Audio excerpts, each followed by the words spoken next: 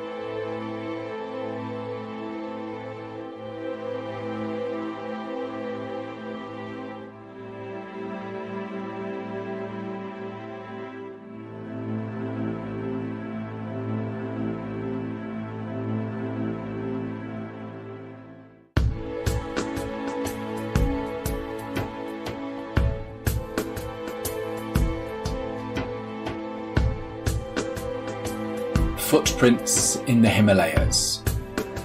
The crest above the grassy plains dominates the outlook, its raw-boned peaks threatening to pierce the very fabric of the sky as beneath its jutting crown mislaid senses of distant lands lie buried beneath the snowpack.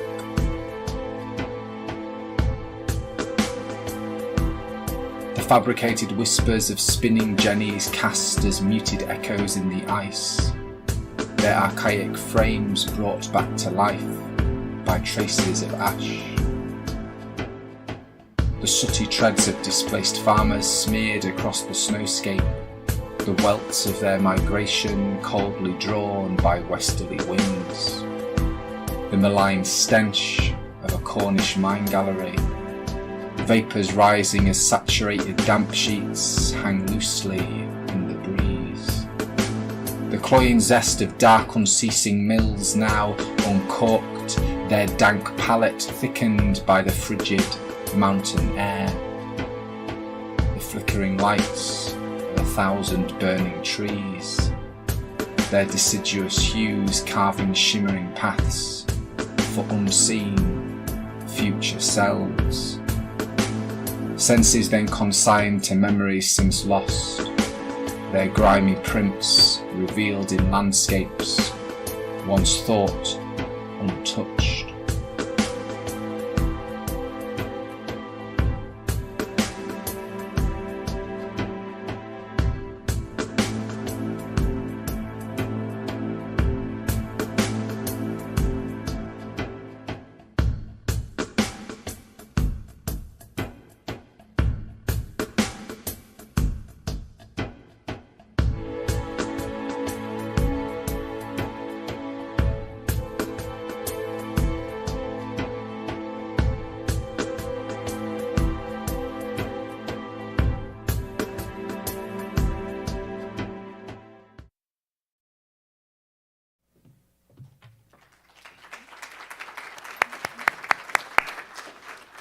Good evening, everybody.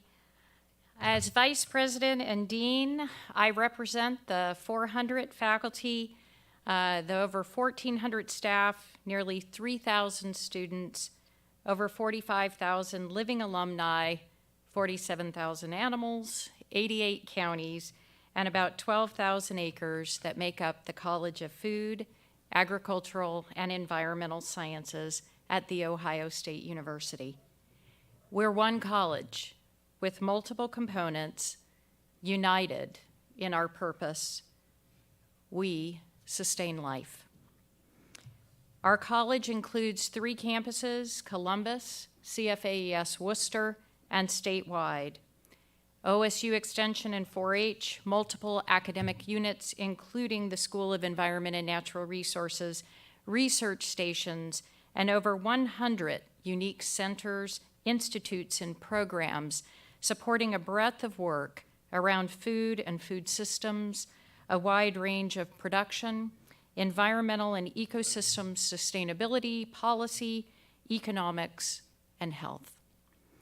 We are committed to scholarship across our 3 mission areas of teaching, research, and extension, with a commitment to serving our state and its people, in addition to the country and our world. As a land grant, we are part of a cooperative structure which includes key partners, all dedicated to integrating research, education, and extension to improve the food and agricultural sectors, the environment, and the quality of people's lives. We educate not just college students, but over 1 million individuals across the lifespan. We work to ensure that the groundbreaking scientific discoveries are brought out of the laboratory and placed in the hands of those who can put them to work. Our college is both literally the cornerstone college of our university, which began as Ohio A&M, and the cornerstone of sustaining human life on Earth because of our disciplines. Our work tackles multifaceted challenges which take transdisciplinary approaches to address. Across the university and across the college, we have teams which include those from the Sustainability Institute, the Byrd Polar and Climate Research Center, all across our college, our School of Environment and Natural Resources, and Extension, working to offer tangible solutions to climate change. Because we recognize that climate is not just about the environment, it's about everything. The evidence is clear. The last 7 years of Earth's history are the warmest 7 years on record since 1880. Ohio's 9 of the top 10 warmest and 8 of its top 10 wettest years have all occurred since 1990. We are working with the USDA Midwest Climate Hub to elevate climate capacity throughout the Midwest and working with colleagues throughout the North Central region on climate education through the North Central Climate Collaborative. The USDA recently awarded Extension and the Climate Hub a $1.5 million award to address the adoption of climate-smart practices with a goal of increasing Midwest adoption of regionally scalable climate-smart activities to include enhanced adaptation of working lands, better carbon management, and net zero emissions agriculture and youth engagement. Our multidisciplinary teams across the college and university are working to address sustainability, farmers' perceptions of climate change, and how to respond, as well as responding to recent calls to create markets for climate-smart commodities and building partnerships to help address community outreach beyond the farms to include urban areas and youth. OSU Extension is also celebrating Earth Day this year with several activities and collaborations, including offering a collection of 6 4-H Earth is Our Home activity, as well as the 4-H Idea Starter, Going Green, Learning to Live a Sustainable Life. They are also partnering 4-H members with the Ohio Department of Natural Resources the week of April 22nd through 24th at the selected Ohio State parks to host student-led programming with education, service, and stewardship approaches.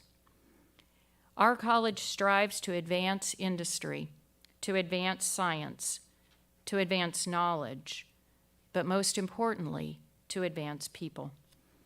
We strive to address grand challenges facing humanity and our world through discovery and research, through education, through partnerships, but mostly in our college, we sustain life through the persistent efforts of each one of our people.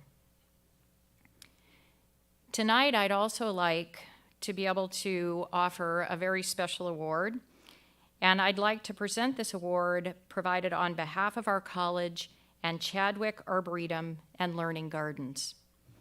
The Chadwick Arboretum and Learning Gardens are an ecological asset of The Ohio State University and our college. It's a green reserve and a living laboratory of over 60 acres on the Midwest campus that honors our land-grant tradition by providing extensive and diverse plant collections to support our missions and to provide programs and outreach to the community. The Arboretum is comprised of native trees, pollinator collections, a green roof, many unique plant collections, and serves as a contributor to the university's sustainability goals. We maintain these learning gardens for our faculty, our students, and for you. Every year, Chadwick Arboretum hosts an Arbor Day celebration to recognize the Ohio State University's Tree Campus USA certification and to honor and reflect on the efforts of our campus and community members towards increasing and enhancing our tree canopy. An award is presented annually to an outstanding contributor who has boldly chosen to speak for the trees. We are honored to present the 2022 Chadwick Award to President Kristina M. Johnson for her bold vision and action on carbon sequestration. Thank you, President Johnson, for your action to address climate change. And now I would like to welcome President Johnson to join me on stage, along with Dr. Andrew Dewey Mann, Director of the CFAS Waterman Agriculture and Natural Resource Laboratory and Interim Director of Chadwick Arboretum and Learning Gardens, to present President Johnson with this award.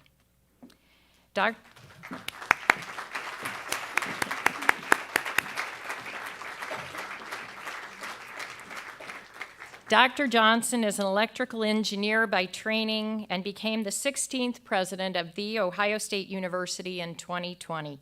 She came to Ohio State from the State University of New York, where she was chancellor of the 64 school system. Earlier appointments took her to Johns Hopkins University as senior vice president and provost, and to Duke University as dean of the School of Engineering.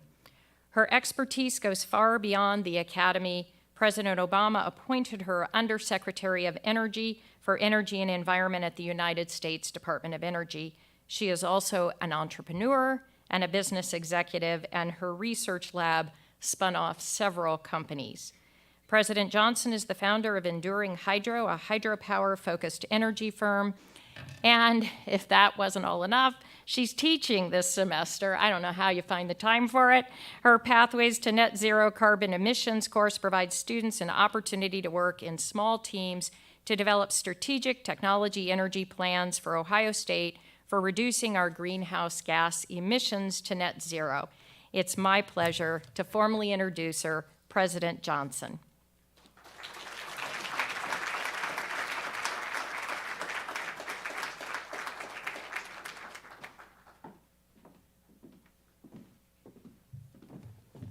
Thank you, Dean Kress, for that kind introduction. That's a spectacular painting picture.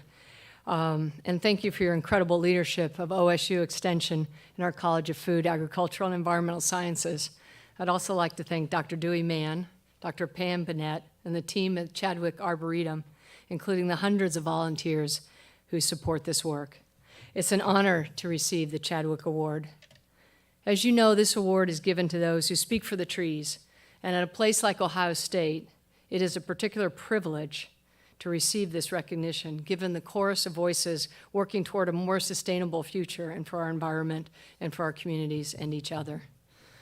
Chief among them is the Environmental Professionals Network, Dr. Joe Campbell and Mr. Cecil Okata. I thank you and EPN for organizing tonight's wonderful event and for connecting thousands of practitioners, students, and scholars over the decade. The invaluable services you provide embody Ohio State's land-grant mission, which is to connect, engage, educate, and inspire. I'm pleased to recognize the Undergraduate Student Government Sustainability Committee for co-sponsoring tonight's event and for their sustained belief that Ohio State can and should take a leadership role in addressing climate crisis. They're tapping into a proud tradition at Ohio State, and it's represented in the School of Environmental Resources and the Sustainability Institute, and 4-H, and so many other organizations and individuals who have committed themselves to improving the world in which we live. And finally, I'd like to recognize Trustee Elizabeth Harsh, who's also with us today. We appreciate your leadership at our university and for your examples of sustainable balance of agricultural productivity with environmental stewardship. Tonight's theme is It's Time to Act on Climate Change. And even if we cut emissions sharply today, a dramatically different future for our planet is a near certainty. The question is, will we decide to limit the damage and keep the changes within the bounds of adaptability? No single country or institution can solve this alone.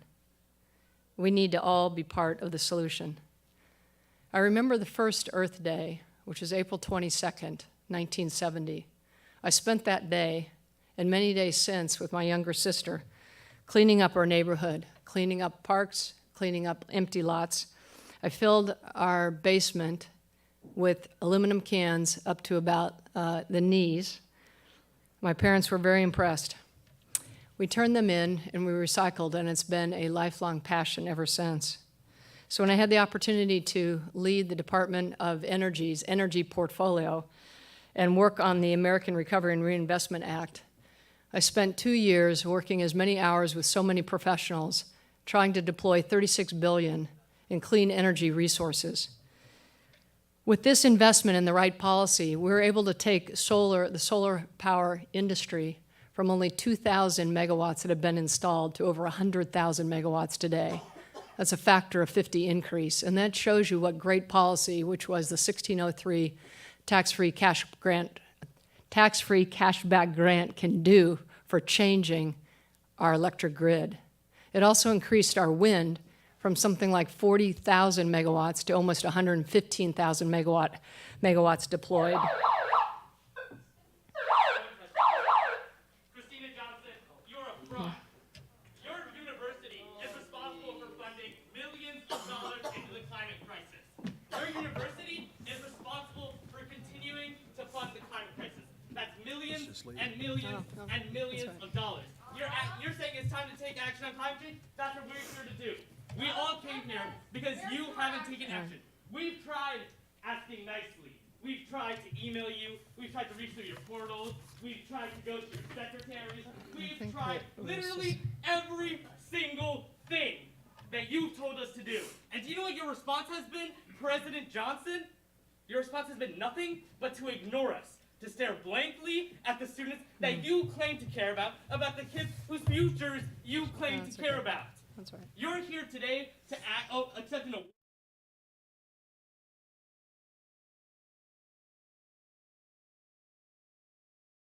university exec on your board? Well, you just accepted a donation from Marathon? You're going to have to talk to our police liaison, Catherine Adams, right there in the shirts.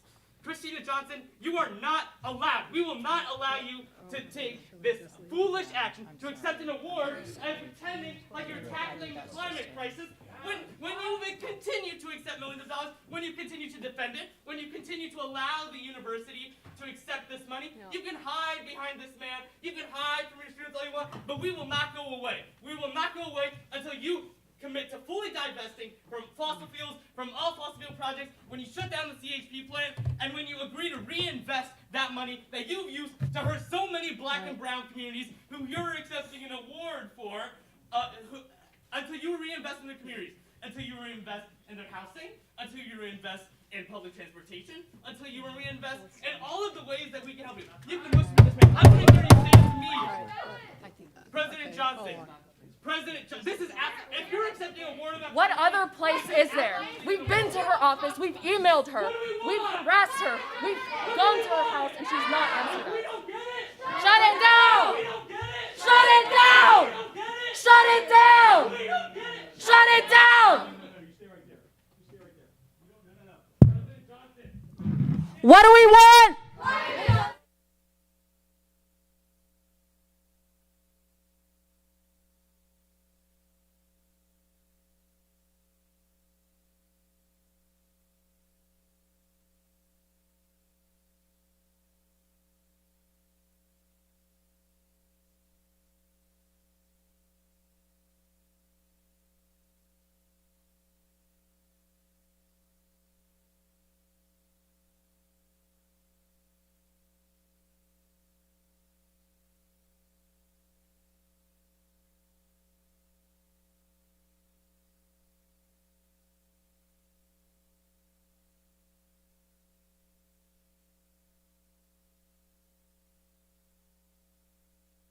Keynote address that I'd love to have you guys stick around and hear from.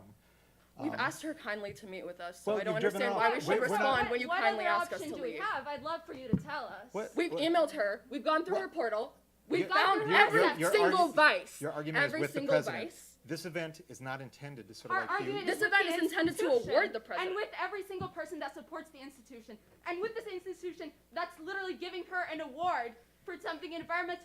She's ruining the You know, very... so I would just ask She's you. funding let's- the demise of could- our we families, of want- people we from would the like to third continue- world, we'd like to of people continue whose our program. families are suffering, Could you suffering head out to from the medical hallway? issues, Could you whose head out to the countries are hallway? crippling Then at the you're- hand of the climate crisis. You have the audacity could to you- stay could here you- and say, could please you- leave. disrespect, you- this is more important than your program. You Going guys- home and you not guys- being you able to guys- breathe because the if- air is if you so wanna- if you polluted. wanna organize You a have forum, never go felt ahead. that. Go You ahead. have never felt that in your life. A You have forum no that right she to tell can me just to leave. avoid all over again. So so in essence, you're asking us to just shut down the event and We have a lot of respect for the people who are working hard to create climate justice and to create a greener world in our community. But we're asking for divestment now. We have gone through all of the... this is not the forum to sort of have that conversation. What in. is We the would like to. forum? What is the forum? We would like to what? This is. Direct us right now. Do you have is there an email? We've emailed the email. Visit with the president about this, or the We did. president's Oh, office. really? We Every tried. single week. We Please, show up to her office every week. okay, Every Friday. I think- And we okay. publicize it, and she knows. the disrespect you're showing to the environmental community, because many people here are members of the We're environmental working community. for the environmental community. Well, That's Am I what not we the do. environmental We're community? environmental community. Is this not my environment too? Is it only theirs? You guys can because they're organize your people own you program to do it. respect? Because they comply with I what you want? apologize. Our own We're going to have to program maybe as if shut she's this going to event show up down. and listen to I us. apologize for you guys driving down from Youngstown to sort of join us here in Akron. So, She won't meet with us. We email her, we talk to her receptionist, we show up at her office, nothing. She won't listen. We would be willing. Unfortunately, she's left, so I don't know if she's willing to. so we're at a standoff here. You either have to sort of like sit back and participate in the program, or we're just going to have to shut this program down, and you guys can sort of like disrespect members of our environmental community. I mean, we're here to sort of like support this. Weaponize the environmental community against its victims. This isn't us versus the environmental community. Well, you guys are shutting down our program, so I would appreciate if you would sort of. Doing what? Have you guys looked at the program? Do you even sort of like do any background research? We have a wonderful program here. We're going to have the Nature Conservancy president sort of share remarks. We have a lot of I things going respect on. that. However, what is this doing for the people you're hurting with your investments as well? Okay, so I think You know, this is unfortunate that we're going to have to shut down this, this program. I'm sorry. So we're going to, Institution built on stolen land. okay. So I apologize, participants here. I don't know what else our recourse is here. We have some students that are choosing We not want to. you to support us in our fight for complete divestment. It's Okay. that simple. Can you So- say right now that you support not funding fossil So- fuels?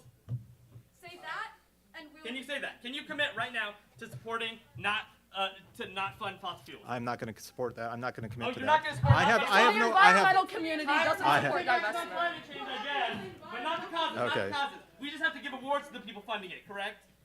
Is that right? Am I hearing that right? This- To millionaires who do absolutely Yeah. nothing. this is disheartening. I The apologize. spokesman for the environmental community does not want to divest from fossil I fuels. apologize to the community here. He is continuing to support someone Okay. and hand awards to people that are funding the climate crisis. Okay. Except this. Time to take action on climate change? Time to take action on climate change? What does that action mean? You hand the president of the university that has millions of dollars invested in fossil fuels. Does that seem right? Does this seem environmental? Is this deserving of a goddamn reward? You're up here because it's time to take action on climate change, right? You cannot look at us. You cannot shake your head at us and say that we are not doing exactly that. We saw a person who's accepted millions of dollars, who is continuing to allow millions of dollars to go into the funding of fossil fuels. Okay. Do you want this to give it a little bit too close? Well, you're, I mean, you're destroying our event here, so. $15 million invested in fossil fuels. Invested in lives of everyone in this room. And you want to sit here and support that? No, we're not supporting that. I apologize. We're going to have to sort of like call off this event. We're making no. You can't call up our fight. We will be back.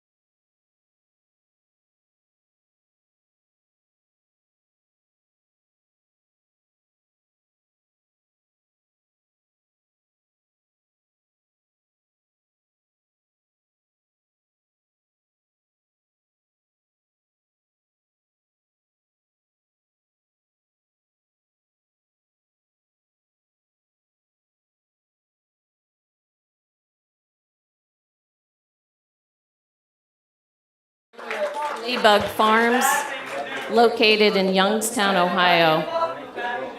She is also the Mahoning Food Access Coordinator and the Environmental and Food Justice Director of the International Development Group.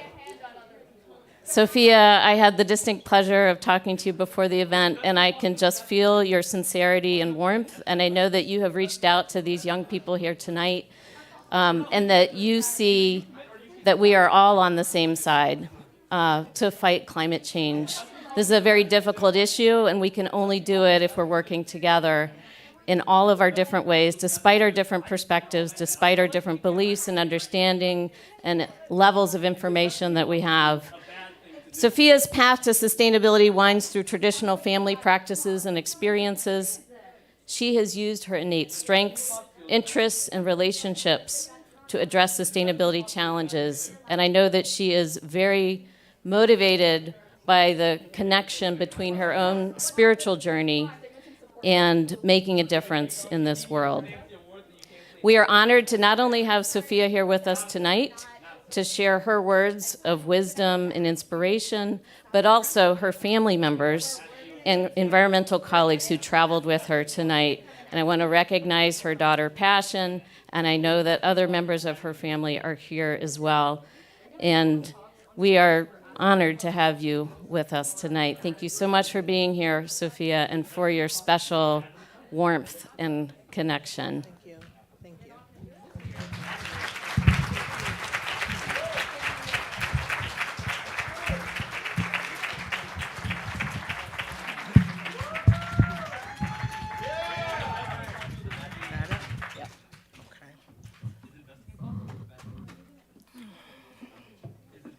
Well, greetings in the spirit of peace. Okay? I like the idea that I'm on a campus that's alive and that is active, because they're saying, I need you to hear me. This is of great importance. I need you to see me, because my family and the lands in which I live have been underserved with such powerful funding that is beyond capacity that we can know.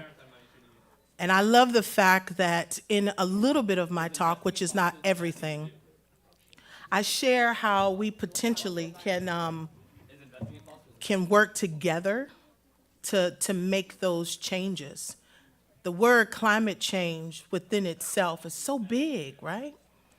It's so big that many of us don't fully grasp.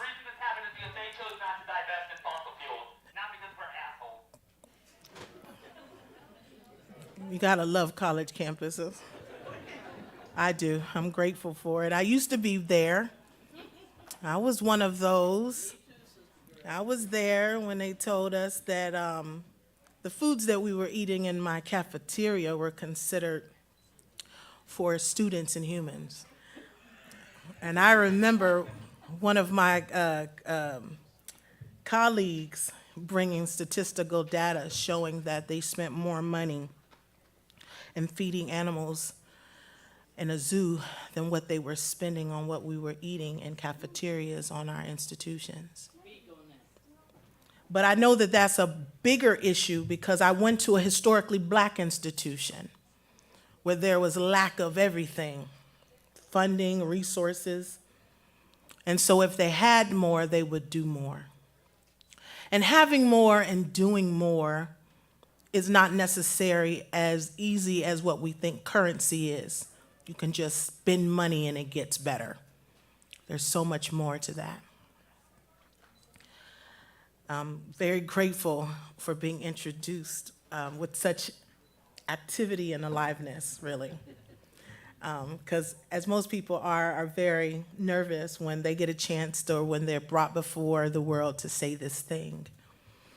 But it absolutely bared witness to the calmness and the surety and the groundness that I have and the work that I've been doing, because that's what it comes down to. I can only share what I know and the work that I'm doing and the resources that have been passed down to me through my bloodline on what capacity or human development that I actually have to do this piece here. So I want to say yes, yes to those students. And I'm going to send some light and love to them being seen and heard, and more than just understood, but allowing the resources and the information for them to get full expansion for what they're saying is an issue. And I'm sure we've all heard some of the things that they brought up, and we can all feel in our hearts it's a challenge and it's a problem. But one of the reasons why Joe Campbell asked for me to come is because he wanted me to share simple, practical steps that we can take. And so when he said we, I took it from a personal perspective to say me or my community, what we can do. Because the folk that I serve are just regular, everyday people. And as some of you who had some amazing pieces out there that I had a chance to stop and chat with, I was grateful to see those of you who added things like community development, community involvement, neighborhoods, because at the end of the day, those platforms and brochures are for people who aren't living directly in neighborhoods that are affected. And if they don't have the language and the resource to actually make the change, then they're gonna wake up and just pay bills and do what they've been doing every single day and turning that wheel. So these are steps that we're asking people to take from a living perspective, a lifestyle. Meanwhile, they're fighting all the great marketers. They're saying use more plastic, eat more fake food, right? They're not supporting their wholeness. So that's just a piece of it. And I'm grateful for that as part of my introduction. And thank you for pushing through. I appreciate that. And thank you for still saying yes, that you wanted to hear what I've taken a long time to write for you. Okay, so I want to first just embrace your faces and feel your essence. Thank you for being here. Thank you for taking the time out of your busy day, out of this weird spring, to just be here and to share space with me on a very, very important subject. I hope that there is something that I share that you're able to take back with your communities.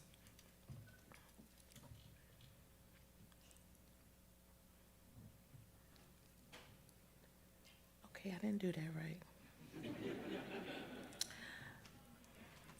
Okay, okay. My name is Sophia Buggs. I'm the owner and operator of Ladybug's Farm, located on the south side of Youngstown, Ohio. I am also the Environmental and Food Justice Director of Intentional Development Group, whose mission is to improve the economic stance, health, and well-being of what supported, the Intentional Development Group, whose mission is to improve the economic stance, health, and well-being of Black community. And I'm also the Mahoning Food Access Coordinator, which is a position that actually supports a bigger collaborative called the Healthy Community Partnership, which is a collaboration of organizations and individuals who share a commitment to a healthier Mahoning Valley.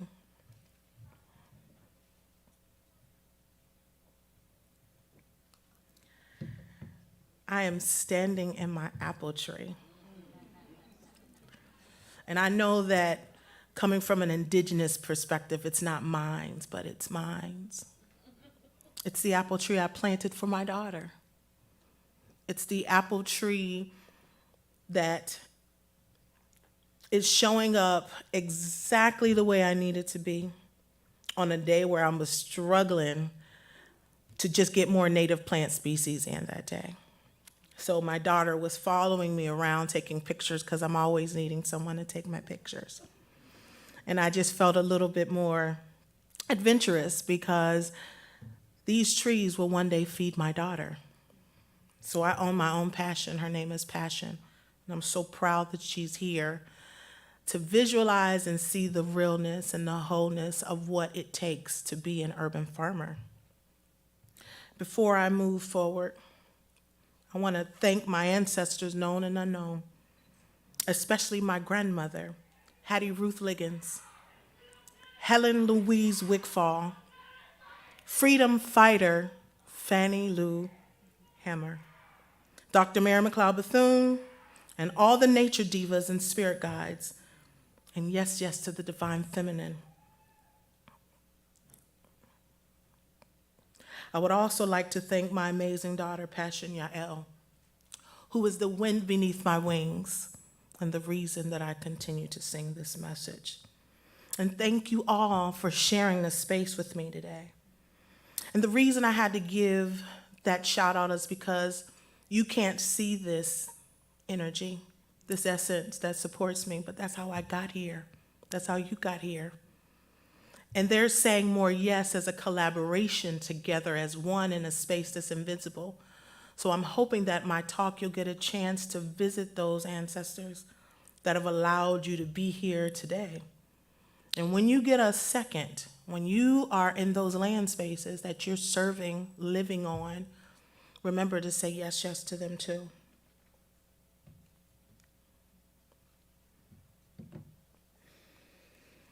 I was laid off of both of my jobs when I was in Orlando, Florida. I was a lactation consultant and I taught at Full Sail University as a lab assistant.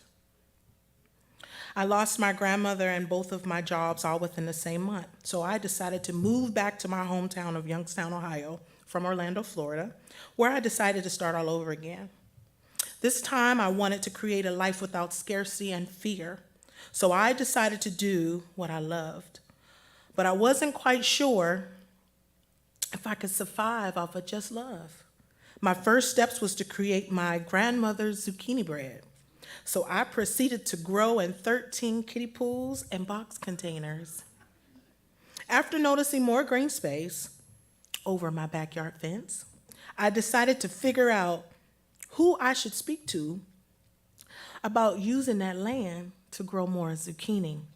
And of all plants that I decided to grow for the first time, the biggest and the widest zucchini, it climbed, went over into the next yard, and more boxes bound other pools together. But it was definitely the plant that I chose to connect me to my grandmother, because I had made the zucchini bread before, and it was something she had made before, but it just didn't taste like grandma's. And I thought maybe it was my grandmother, but then I slowly discovered it was the zucchini. She grew it, she didn't buy it. That was the difference. And so zucchini bread changed from just zucchini bread to medicine. Because in that is my lineage, it's my bloodline, it's who I am, it's who we are. And not only could I eat it, I could grow it. And I could have it forever and ever, as long as I continue the story of the zucchini bread. I'm encouraging each and every one of you, if there is a zucchini bread recipe in your life, rekindle it. It's your story. It's one of the greatest stories. This picture, this photo here, is myself and my cousin Tony Wiley, where I'm just struggling to just get some basil into the ground because I had an order for a bunch of basil. Now, I'm definitely a grower that supports low-till, no-till. But this particular space here needed just a little bit more agitation. And so he and I both was just struggling to get the soil turned over. And I just took a moment because I felt that tap on my shoulder to say, ground yourself and breathe in this message right now, right this second. So I want to say thank you to my cousin who is consistently always out there on my non-traditional farming time, learning to expand more of the growing space that I have. Acknowledging pollinators, northeast plant prairie species plants, and trees as my ancestral heritage is something that I self-actualize. These kinds of experiences through the lens of agriculture continues to grow me in ways that my human family has not. With all the microaggressions and code switching that me and many of my Black Indigenous people, brothers and sisters, go through, I'm still able to access my wholeness. Grandmother, my grandma, didn't use language like bioregion, land stewardess, me, and or urban agriculture. She spoke of it all by calling it nature, or going outside. It is through this exchange of ancestral wisdom and land stewardship that I have access to a form of sovereignty that keeps me returning to each and every season with grace. And if any of you have ever grown in urban soils where it's tough and low vibrational energy, to turn over, broad fork, that right there would turn anybody's knees and hips to pure tears. I'm so proud to have access to land that I can wildcraft from and feel the roots of my kindred plant lineage. The land is lush with a variety of trees, urban forestry borders, a small hoop house, wild animals, and wildflowers. The trees that provide me with the most medicines are catalpa, mulberry, and black walnut. The native flowers that I enjoy making medicinal dried everlasting bouquets with are wild yarrow, purple bee balm, sweet Annie, prunella, and Queen Anne's lace. And of course, Tizo. I love Tizo. So beautiful, nice and prickly and sticky. I'm a knives kind of girl. So when I saw Tizo, I was like, you grew just for me. An occasional visit of wild deer, turkey, groundhog, rabbit, squirrel, chipmunk, and bluebird, owl, bat, the hawk, while farming reminds me of changing seasons as they eat, rest, nourish, and bless Ladybug Sanctuary. And I had to bring them to the space because they were there when you weren't. They were there when it was difficult. They were there when I couldn't pay that water bill. They were there when I had cancellations and no one bought all of that basil that I planted, right? But they were also there when my heart needed more opening and expansion. And they were also there when it just got too loud in the city. Having access to green space, to be your whole self, is everything. And many of us take for granted our side lots. And I saw the word lots and vacant lots on a lot of the projects there, which was awesome, because we need to now change that language to green space and share that, because that softer language allows people to want to do something. I don't want to do anything in a side lot, but I want to do something in green space. And even if we don't think that they fully actualize what that looks like, sounding at green space, saying green space, they do. Try it. Try now having that shared conversation. Well, what are you doing in your green space? And they're like, I got green space? Yeah. I was like, I got a small backyard. Well, all you need is, or a living bucket and, you know? And I think that's our duty individually. You're out and you see someone who has a perfectly good container that can be reused. You'll say, if you don't take it, I'll take it and clean it up. Oh, well, what would you do with it? This is what I do with it. Look how land is requiring us to be back together again. We're spending so much time trying to separate ourselves when the mycelium is so diverse and rich, telling us every day we are one. A healthy ecosystem is having a relationship with the land within all communities and will encourage accountability, diversity, and inclusion in all spaces as needed to be balanced and whole. So, yep, we might not be talking about plants, but when you leave here, that challenging relationship, you need to ashe. Because your ecosystem is much healthier when you're in better relationship with others. And no, I'm not telling anybody to go to the person that has committed trauma and harm to you, but I am saying to yourself, cool heads, right? And your heart doing the work that it needs to do will allow you to debrief yourself to not live in fear or anger or high anxiety. The people in your garden were placed there to grow you. Respect the growth. Take these lessons, you know. In order for me to get those plants, I had to help it to be regenerated. And when I realized that the toughness of the soil, it was me. It was me looking back at myself. Sophia, get it together. Those old ideas and ideologies that you're holding to be true is not real for you. And if you keep holding that, you're not going to be able to move forward. I planted 3 big, beautiful pawpaws 5 years ago and now have ramps that I planted 2 years ago, and it's considering planting bloodroot and ginseng. I'm so grateful for the Land Conservancy, Wayne Forestry Center, and Rural Action. Rural Action, one time for you and your t-shirts, because I love that we can actually see a plant with its names on it. So when I wear the t-shirts, I actually cut out the tag and turn it around. It's on the front part of my shirt. You can't miss that. Miss that.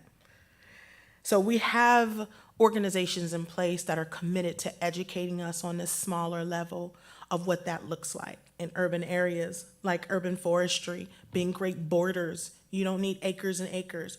But what if you worked with that border that you're trying to clear out, and maybe the clearing out is a transformation as opposed to clearing out? Maybe it's time we can actually go into our growing spaces or the places we live and decide to have a real relationship with that catalpa tree or that black walnut tree, because it's really trying to tell you need to get the parasites out of your gut. It'll tell you that. I've been there. I received probably more liberation when I was able to access plant medicine from land as a steward. And even though I have full permission to harvest what's available there on the space I grow, I still make room to ask plants for permission. Even though I've got a designated space that's Ladybug's Farm and I have access to it, I'm so wowed by having access to it that when I approach a plant and I'm trying to harvest it, I try to make sure that I ask if it's okay. The message may be, not this year. And that has happened before. But I'm clear about the relationship, which is, do you mind, Yarrow, if I harvest your medicine for myself and my community? We're struggling with our blood issues. We're struggling with unhealed wounds. Would it be okay if I take enough to make into medicine for others? And when I get that yes, yes, I tend to leave something, just like as if I was to do that with you. You want to leave something to say yes, yes, to honor the plant. Oh, I know the Lord. I know the Lord laid his hands on me.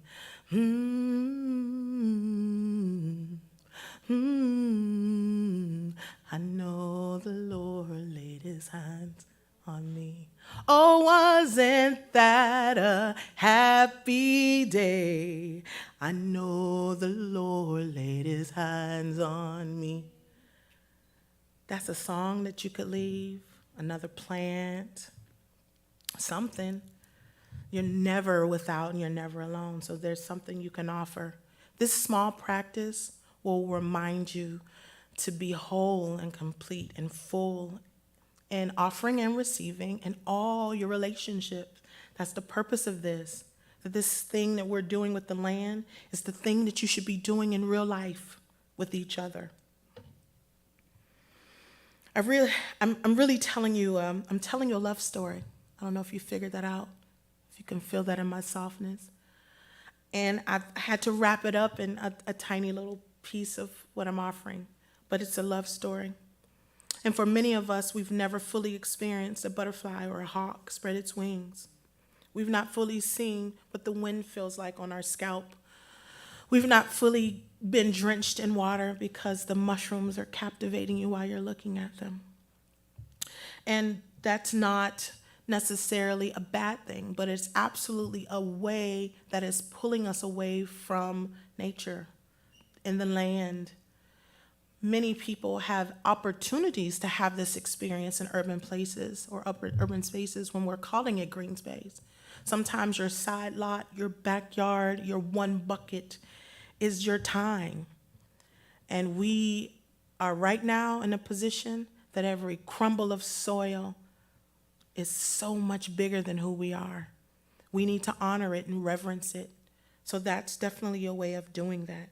The way we approach wildcrafting or working with natural indigenous species like land and allowing land to do more than just sustain us. That's the other word we need to be considering. We should be careful before we're making plants perform over and over and over again. Okay? They have a wholeness too. And I know that we had this conversation with some other folk about my beliefs or my work with Japanese knotweed and how it breaks up the ground and it tills and it offers amazing springtime treats that you can eat, and it can nourish your family, and it's great for also crafting with. But we know that this is an invasive species, and we know that it can push out the natives. But there is a lot of research, not a lot, but there's research that is showing that if you eat it, embrace it, welcome it, say hello and good morning, it'll show up where it needs to, and it'll eventually go away. Look at that. Or ask it, how can we work together? If I take your tallness away so the clover can get more sunlight, would that be okay, Japanese knotweed? We've tried everything, the vinegars and the bleaches. But have we talked about talking? Have we talked about saying, let me offer you these tears right now because I'm struggling with my own health? And look at you standing so proud and healthy, how dare you? And there are more of you. Can you expand my health like your brothers and sisters? Now, I know what I'm saying to you might sound weird or different, but we are so critically at that point that if you don't make plants a part of your family and honor their life force, you might not be on the side of getting your wholeness. And if that is the case, you're in a lot of pain, because plants really pull the frolic out of you. They do. They pull the frolic. And to be joyous and to be happy is the way that expands us, gives you better circulation. You learn better in joy. You receive more and you share it through happiness.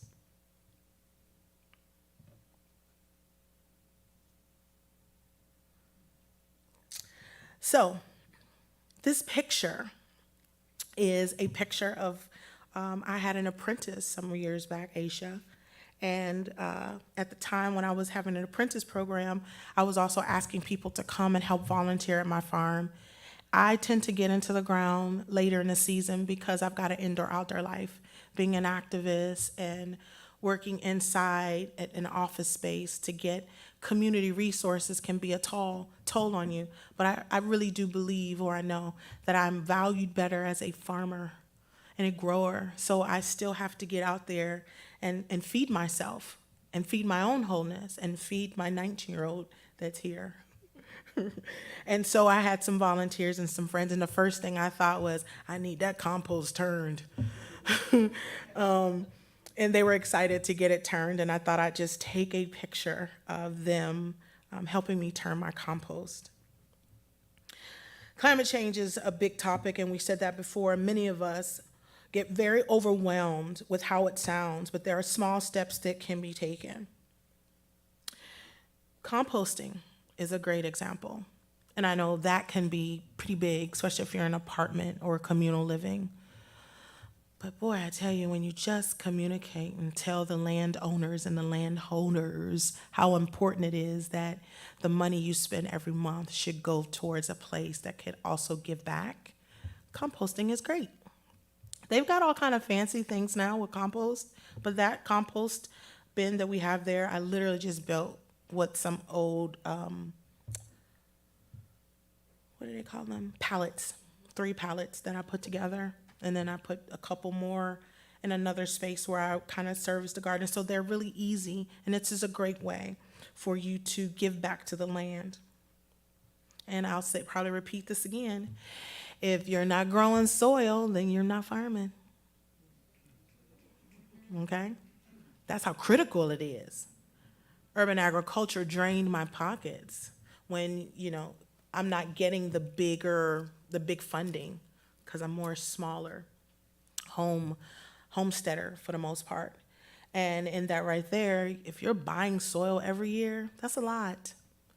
But look at all the scraps and the opportunities that I can actually bring to the soil to make soil. That's real. And guess what else happens when you compost on that level? You meet people. You go to Starbucks, give free coffee, grab free coffee grinds, and people are like, why are you taking that trash? You go, oh, this isn't trash. I'm building soil. Are you building soil? Where's your garden, dude?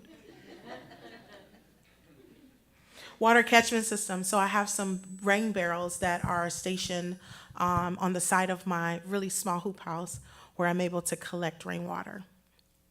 And I was wonderfully told that it's also important that if I'm collecting this rainwater, if I am selling for profit, then I need to treat the water prior to putting it on the plants. So it's not just be hippity-do with everything, but you can, kind of.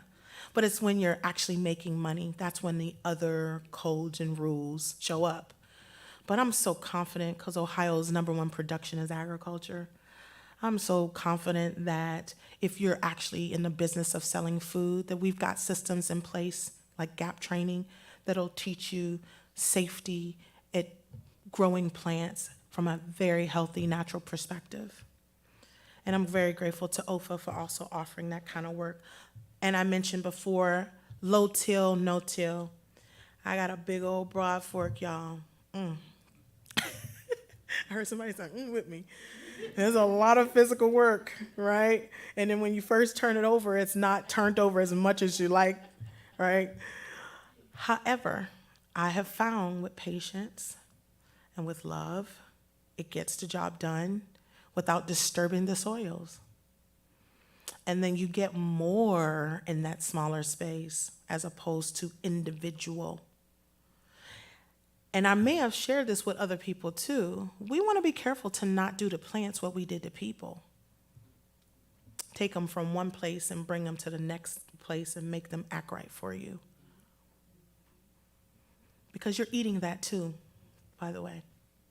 I want to make sure that if my customers are purchasing my food, they're purchasing my wholeness, which is one with the universe, one with the land.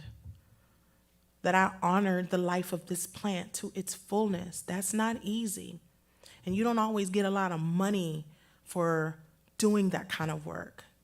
But I'm so committed that I'm okay with where I'm at. That whenever this moment is called for me to say, how did I do it? This is how I'm doing it.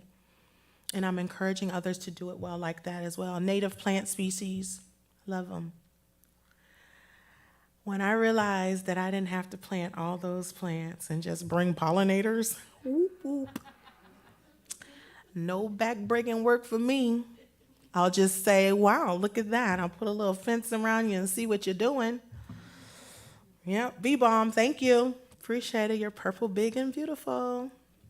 Yeah, much more medicinal, much more floral in essence, as opposed to one that was grown in a lab or grown in a greenhouse. No disrespect. And we need that too. But we need also more of origin plants, origin stories, native right where they are, undisturbed lands. The more I engage these natural species, the more natural I too feel, the more of my own yes that I experience by working with them. Be kind, be gentle, no matter what. You never know what other people are going through. What we saw displayed, even if there were 1 million of their ancestors' voices speaking out loud, you couldn't fully hear the whole story. Is so big and so wide, right? But the more I am kinder and gentler and gardening and farming in mindfulness, that allows me to slow down and hear better, to ground and plant myself, and to know that I have the capacity of receiving this medicine, and they have the capacity of receiving what's to come in return. So this is a slow process, and any of you in food know food is slow money. It just is. It's slow money. And when you do it this way, it's even slower. But it's not just slow. You just kind of insert yourself in a type of a technology. It's beyond the stars. NASA couldn't even fully explain the wholeness of all of the mycelium. We tried to, but it's unique and it's individual to you. What you get is different from what I get. And then if we talk about it, look how big that is. You eat that and I eat that, and we talk about it. What do we get? We get healthier communities and people being heard. That's what you get. So being kind, being gentle is more about ashaying or being mindful in everything you do. When you wake up, the water you choose, how you wash up, who you say yes to, who you say no to. No, I'm not suggesting that you put yourself in a position where your vulnerability brings you harm. But my greatest force and my greatest protection is the land. And it shows up for me in ways that are unseen.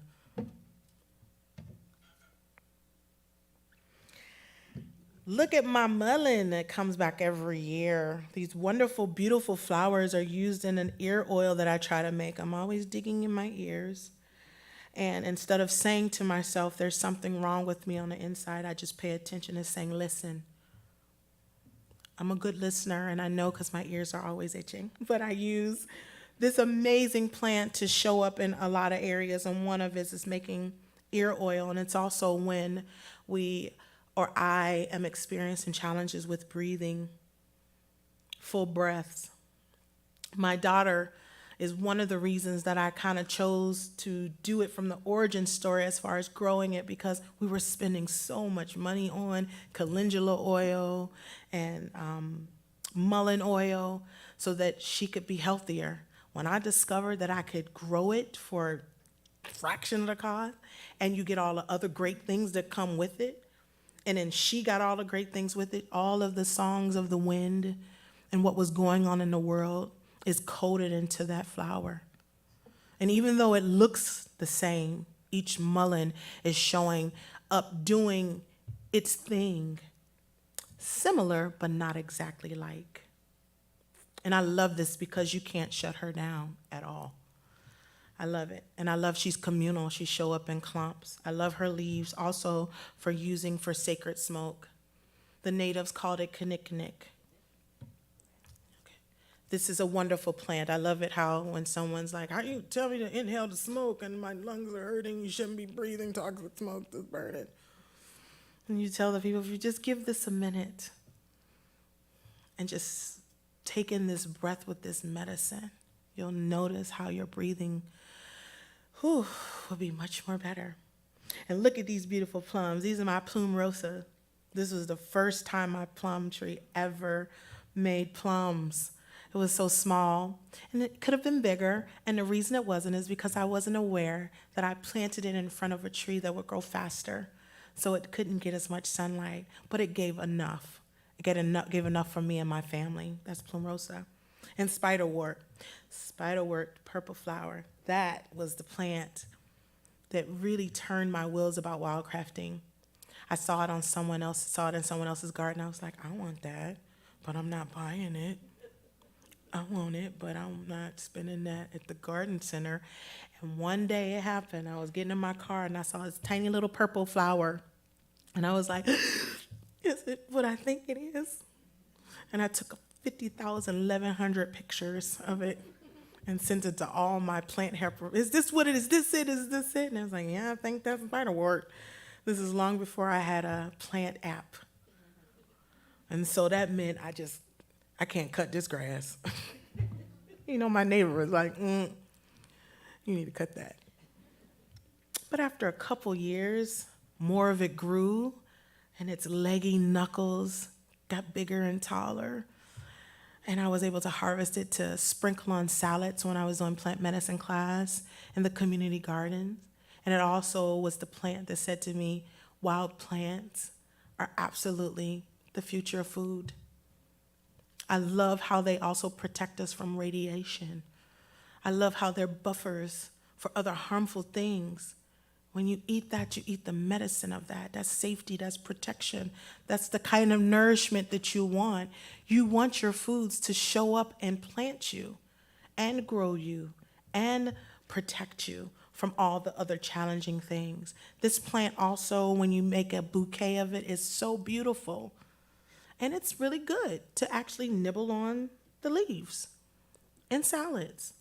So I just wanted to share a few of the things that are growing, what I consider not necessarily on the space of Ladybug's Farm or Ladybug's Farm, but it's where I live. And I think that's the purpose of my talk. The purpose of my talk is really to tell you how I'm taking these one steps, one pace at a time. And it's not going to be overnight, but one thing in front of the other, one small thing with another. My neighbors can ask those questions. My network will start asking me the questions. I'm the safe space for people to say, what is wildcrafting? What is plant medicine? What is land stewardship? What is composting? And how will those things really affect helping to reduce climate change? And if we all just do that one thing unanimously, it's gonna be good, because your vibration will be so powerful when you do it, because you've got a purpose. Put your purpose with the land, whew. And then you'll start hearing the voices that I hear. They'll let you in on your next steps too. How will you change? Save soil. If you're not growing soil, you're not farming. Compost your food scraps. Compost, compost, and compost. I can't remember their names. 3 children out there who did something that I thought was brave in putting in a glass jar, mason jar, showing you the transformation of turning your scraps into soil and showing which one actually composts last, which was the plastic all the way at the top. I love that. And I loved, importantly, that I had a conversation with children, because those are the ones who are going to continue this work. Those are the ones who will be making these decisions for me when I can't. Recycle, reuse, reduce. We know that too. Use reusable and compostable containers. Buy local. There are farmers right now ready to grow. Now that's also slow. I'm going to say it to you from one grower to consumers. We're not prepared for your wanting 20 bunches of collards.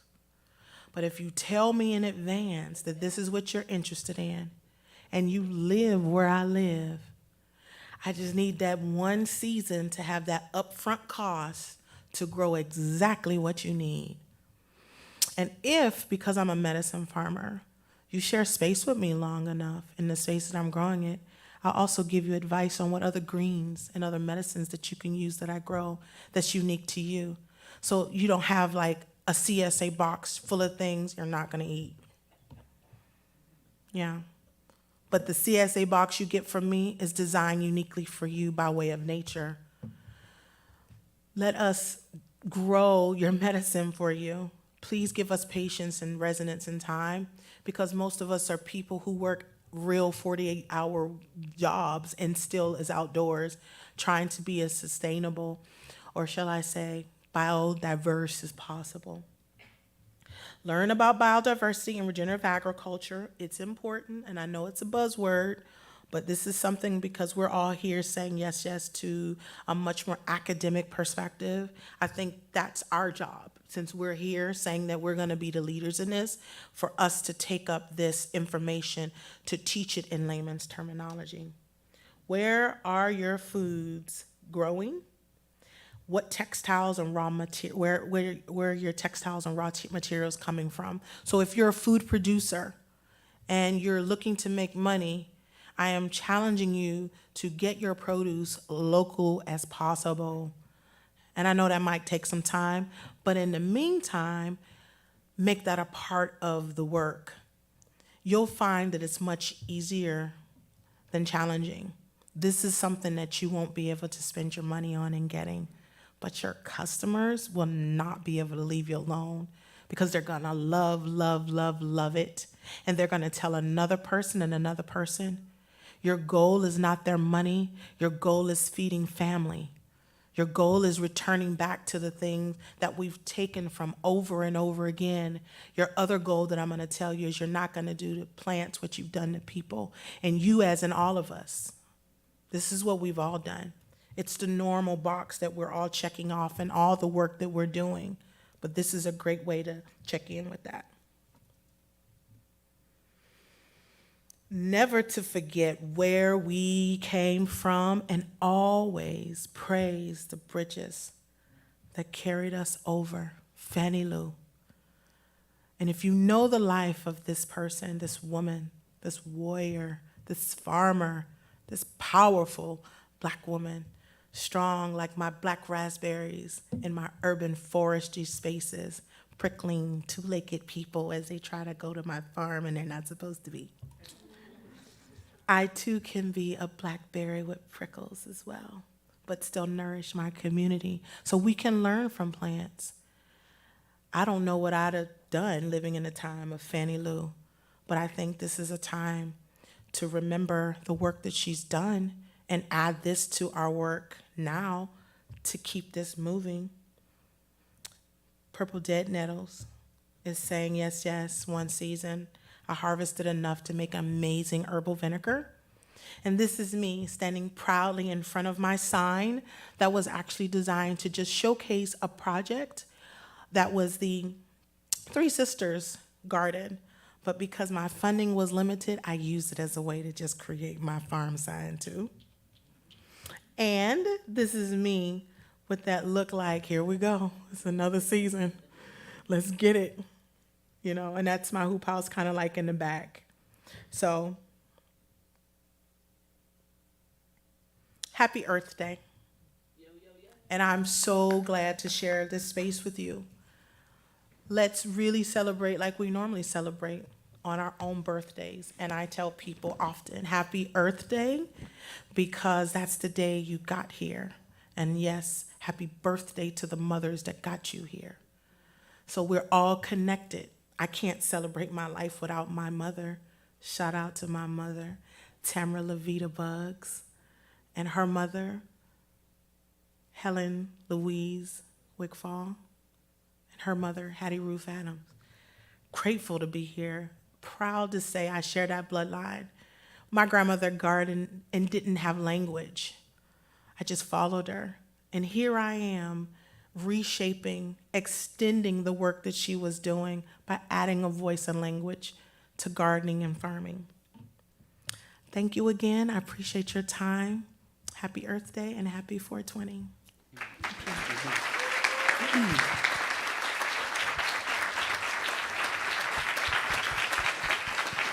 Thank you. Thank you. Thank you. Thank you. Thank you, you too. Thank you. Thank you, Sophia. Thank you. So the program was scheduled to conclude at 7:30. Obviously, time has changed a little bit.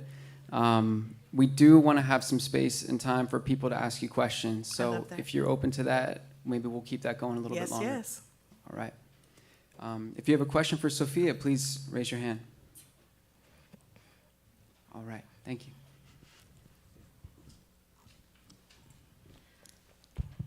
Thank you.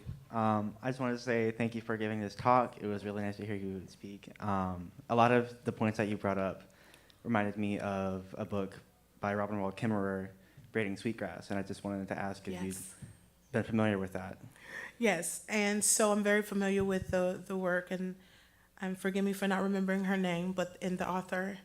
I have not fully read it, but it was recommended to me by some really close friends who are herbalists or hikers or nature preserve folk, saying, you know, Sophia, every time I hear you, I hear this book, Braiding Sweetgrass. And I'm very grateful for that work because she was able to use language and resonance the way I couldn't. And so I love that there are people giving roadmaps to coming to the world or the land in a much more gentler way. And you'll hear her talk about her native or her indigenous roots. I want to let everybody in this room know you are a native and indigenous where you from and where you are. It's how you show up in that space to claim, to hold that space. We all have a responsibility of doing that, to taking it other places. And I love how she's just giving us a blueprint on what that looks like for you. So where you live, you know, and even if you're just like living on campus, you can pick some trash up, right? You can go over to the garden and take pictures of the flowers and send it to someone and say, good morning, thank you, Joe, for the cherry blossom trees, right? There are all kind of ways that we can connect to land, and I love how braiding sweetgrass is a way for us to approach it in all aspects. You can go really deep in, because this book is super deep, or you can do it from a much more lighter perspective, and or connect other people to the work as well. So thank you for that, and thank you for your presence. You were my focal. When you're speaking, I needed somebody to look at, and you were my person. Okay. He was like, Ladybug Red, she's gonna see me. I saw you. Hi, I really liked what you had to say about your anti-anxiety lifestyle and everything. So if you can elaborate, is that more on just with the relationship that you have with the plants, or is there something else that goes into that? Yes, there is. That's probably the Mama.Sophia hat, where me being the psychic, clairvoyant, spiritualist lady. But I will say, in expanding my consultation services that I offered professionally for 9 years, shout out to the Hidden Path, I could not be more intuitive had I not been farming. Yeah, it was an echo, really. And it reminded me that you can't force people to be better. You can't give people spirituality. They have to experience it. And it stopped me from being angry with people who didn't want to eat more plants or, consume plant-based meals. It pulled the tightness of that conversation to more of a resolve, to listening better, till they eventually on their own connected themselves to the lands. But I'm one person as opposed to all of us here. So I have this way with people, and this is really me in real life. The people here can tell you. In meetings with my daughter, and I'm also joined by someone who, when I met him on the campus of Bethune-Cookman, he looked at me and told me I was God. So I had to research that, because I was like, wow. And then when I realized that the voices that I'm hearing and the connections were louder when I was outdoors. So yes, there is something deeper, a spiritual practice that I have. Many will say that what it looks like is more like hoodoo. That's what it looks like. My spiritual technology or my practice is more indigenous when it talks about using the natural elements to empower me. So that way, it's not your responsibility to grow me. It's not your responsibility to save me. It's not your responsibility to give me right living. It's me and Source has this amazing way of showing it to me in nature. And what I love about Urban Ways is that nature is not just if I'm outside. This morning I woke up and saw 2 wren building a nest, just birds saying good morning in some kind of way. So I still have access to nature in the smallest of way, and my spiritual practice allows me to lean into those moments that now, when we're in a stressful time, allow me to expand that, because I could either keep looking at the birds or I could watch TV. But I chose at the time to just keep looking at the birds for the moment. There was a message there. There's always a message, right? It's always the sign is right there in front of you. Thank you for asking that. Thank you. Other questions? I just wanted to say thank you for bringing your joy here today. It is just overwhelming and beautiful. And my question is, how old were you when you first heard the ground speak to you? Ooh. And then also, when was the first time you said yes, yes? I'm born and raised in Youngstown, Ohio. And I live in my ancestral home. I live there. I inherited that home, and it's a double house. And I first heard it when I had to stay outside because my grandma locked the screen door. Quit running in and out my house. Go outside and play. And I was like, man, I just want to go in the house and watch TV. But I had to make the best of it. And I've always been optimistic. And so I sat outside and I played. I sat in the grass and I picked dandelions. And I could remember, you know how you look back, you heard something? But because I have been through experiences as a child, I've always lived in my imagination. And all the plants did was jump into the technology of what I was already doing. And why I loved it and why it grew, because that was the safest place I had as a child, was my imagination. And one time for my cousin Harriet Roundtree, Harriet Muhammad Roundtree, Harriet Ford Muhammad Roundtree, my cousin who was the cheerleading leader who lived literally in the house next door because I own a double house, was also my babysitter. And that meant I had to cheer. And we would go to practice. And everybody else is taking the lap around the stadium. But what am I doing? Picking dandelions. She was like, if you want to cheer, you can't be out here picking these flowers. And I would still hold them even though she told me don't do it. And my mother was like, I need childcare. Stop picking flowers. And every time I tell them that, they're like, oh, that's not what we meant. We didn't know that you had this real relationship. But in life, jobs, opportunities, people cut me off because I was picking flowers. And sometimes the flowers weren't necessarily physical ones. They were my spiritual reservoir, my spiritual garden, because it got too big, too loud, or uncomfortable. But where I felt confident was the garden spaces, more the wildness. So as a child, and I want to say I was like 6, 7 years old, the first time I said yes, yes, and what is her name, Lisa Nichols or Lisa, she says yes, yes a lot. I was watching a Tony Robbins video, and he said something that just grounded me, and I double yesed it. And we say this a lot in Black community. If it's an extra one on it, that means it's serious. So it's not just like yes, yes, yes, yes. So thank you for that question. Thank you. Any more questions?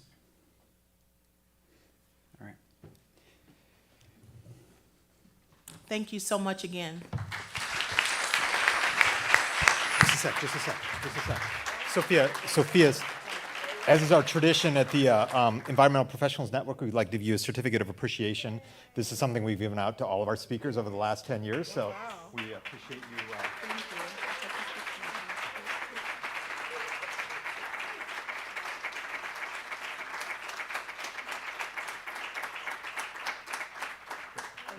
Thank you. And Jeff, thank you. Oh, yeah. Yes. So tonight's been an interesting adventure. I appreciate everybody sticking with us. I'd like to sort of like put a little bit of spin on sort of what happened earlier. We in the school have had sort of like a lot of discussions about a lot of complex issues. There is a real existential threat out there that students are experiencing in very visceral ways. And I have to say, I feel that existential threat. Can you imagine being 15 and thinking about the future? And so as we listen to these students today, I think just put that in perspective, that they don't know what to do. It's terrible. What I love about this evening, though, is I wish I missed seeing your earlier remarks, is we need to receive that anger with some love and turn it back to they were high school students for the most part when we were out there, and they're 15, and it's really hard. So if anything, your message is very resonant. I think that one of the jobs as educators here at Ohio State University is for us to sort of like help people think about channeling that energy. And that was what was wonderful about the poster sessions there. As you saw, those of you that were in the poster sessions, some wonderful students that are doing some real amazing work. And we launched those students out there to make a difference in the world. And I will give credit to the students that are engaged in the pragmatic type stuff, but I also think that we do need these students that are sort of like really feeling this anger and really holding us accountable, because I do think there are some legitimate, and I personally have struggled with sort of like just some of the questions they're asking is like, what is appropriate and what is kind? And your remarks are wonderful, because at the end of the day, I think if we bring love to this, that we will have a relationship with each other and the land in a way that is very meaningful. So anyway, what an adventure we've had today.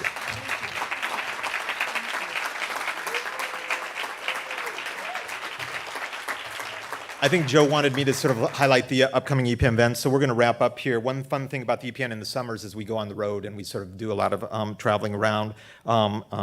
Please save the morning of June 14th when we head up to the city of Westerville and the Alum Creek watershed to learn from environmental professionals of many types about the unique ecosystems and efforts to preserve green space in this rapidly developing area.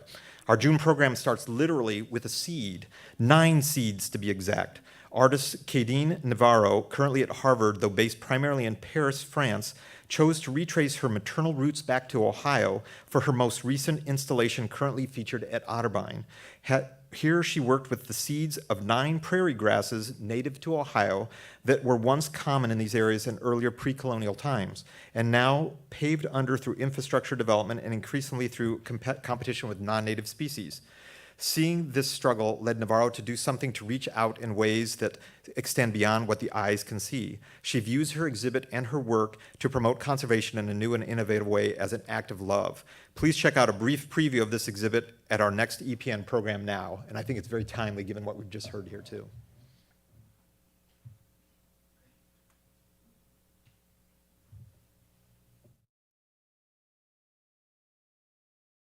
Hello, every environmental professionals.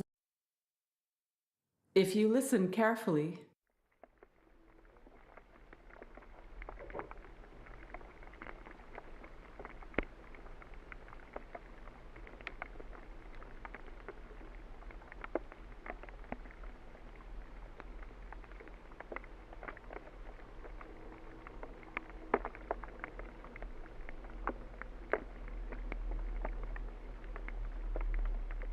it sounds like love.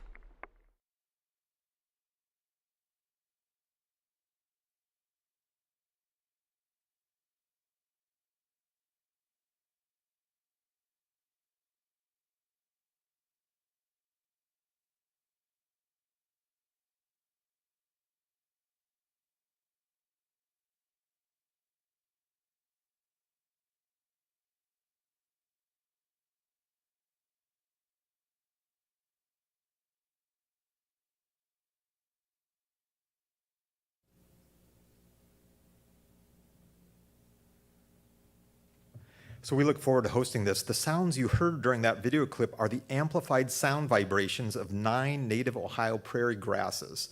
The unique images visible on the glass panels were created by Navarro using a traditional Japanese art of floating ink, which begins with 22 concentric circles of deep black ink floating on water, and here moved by the sound vibration of the seeds captured in the glass.